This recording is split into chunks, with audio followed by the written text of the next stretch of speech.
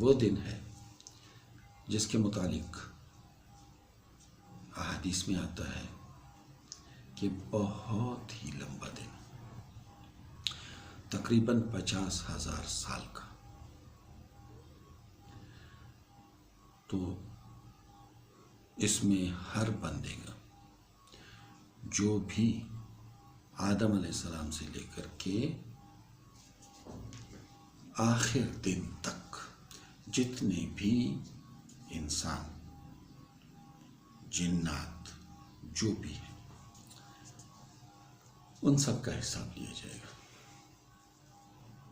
جو بھی مخلوقات ہیں۔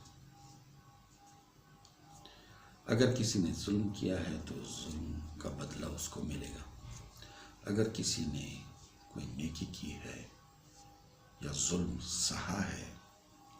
تو اس کے مطابق